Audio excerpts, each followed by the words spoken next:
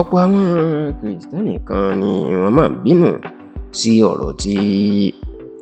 ààrẹ tí ìgbàgbọ́ wà pé òun ló lágbára jù ní gbogbo ayé. Èyí ààrẹ orílẹ̀-èdè Amẹ́ríkà là ń sọ nípa the President of the United States of America USA President, èyí ààrẹ Donald Trump, lórí àṣírí tí bàbá náà tó tú nípa orílẹ̀-èdè Israel tí àwọn Kìrìsìtẹ́nì gbà gẹ́gẹ́ bí ilẹ̀ mímọ́ wọn, tí Donald Trump tó sì ti jẹ́ kó di mímọ̀ wípé bí kì í bá ṣe tòun ni olórílẹ̀-èdè Israel wọn bá ti parun, ogun bá ti jẹrun, kò bá má sí tó ń jẹ orílẹ̀-èdè Israel mọ́. Eléyìí sì ni ó jẹ́ kí ọ̀pọ̀ àwọn Kìrìsìtẹ́nì kan fa ìbínú yọ, ká máa fún Trump lésì pé ṣé kí òun lọ ka Bíbélì ẹ̀ ni, wípé orílẹ̀-èdè tí ò lè parun tó jẹ́ àyànfẹ́ Ọlọ́run ní orílẹ̀-èdè Israel. Báyọ̀ ti wípé orílẹ̀-èdè Israel ni àwọn Kìrìsìtẹ́nì ni wọ́n gbà gẹ́gẹ́ bí ilẹ̀ mímọ́ wọn. Bẹ́ẹ̀ ni wọ́n pọ́n orílẹ̀-èdè náà lé, tó sì jẹ́ pé ọ̀pọ̀ Kìrìsìtẹ́nì ló máa fi ń yangàn wípé kò sí orílẹ̀-èdè náà láyé tí ó lè bá orílẹ̀-èdè Israel jagun tí yóò ṣẹ́gun tàbí tí yóò borí wọn. Bẹ́ẹ̀ ni wọ́n máa ń sọ wípé inú Bíbélì ni àwọn ti rí eléyìí, tó sì jẹ́ pé níṣe ni Donald Trump ló ti sọ ọ̀rọ̀ tó tako ìgbàgbọ́ àwọn Kìrìsìtẹ́nì àti nǹkan tí wọ́n máa ń sọ nípa eléyìí o. Nínú ìfọ̀rọ̀wérọ̀ tí Donald Trump tó ṣe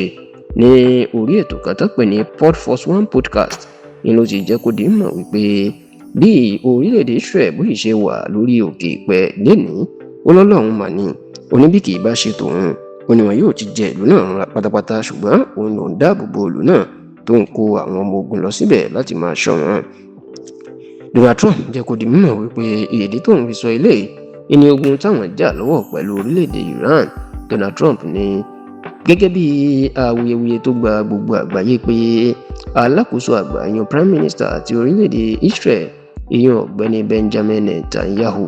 òyìn ni ó wá sọ fún òun pé kí àwọn lọ kógun ja orílẹ̀-èdè Iran tí wọ́n jọ jẹ́ orogún. Ó ní ọ̀rọ̀ rí bẹ́ẹ̀ o, kì í ṣe Benjamin Netanyahu àti orílẹ̀-èdè Israel ló ní kóun lọ kógun ja orílẹ̀-èdè Iran. Ó ní Amẹ́ríkà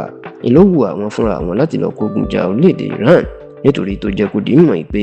Iran ń kó àwọn àdó olóró àti nǹkan ìjà ogun burúkú tó lè jẹ orílẹ̀-èdè kan run lẹ́sẹ̀kẹsẹ̀ tó ń pè ní nuclear weapon. Ó ní wọ́n kó jọ lọ́wọ́, ó láṣìírí ilé ìlú sì tú sí òun lọ́wọ́ tí òun fi lọ tètè kógun jà wọ́n kó tó di pé wọn yóò rí àwọn nǹkan ìjà ogun náà kó jọ tán. Ó ní bí bẹ́ẹ̀ kọ́ bí ìbá ṣe ọlá tòun, ó ní bí Iran bá fi kọlu orílẹ̀-èdè Israel, ó lé agbára Israel ka orílẹ̀-èdè Iran o. Ó ní gbogbo nǹkan náà fi jù wọ́n lọ, wọn yóò sì ti jẹ wọ́n run pátápátá bí kì í bá ṣe tòun. Ṣùgbọ́n Donald Trump wá tó jẹ́ kó di mọ̀ pé ìdí tóun àti Benjamin Netanyahu fi ń jà ẹni bóun ṣe kìlọ̀ fún pé kó má ba orílẹ̀-èdè Lebanon tí ó ń bájà jà mọ́, tó sì ní èyí ìlú jẹ́ káwọn sọ̀rọ̀ burúkú sí ara wọn.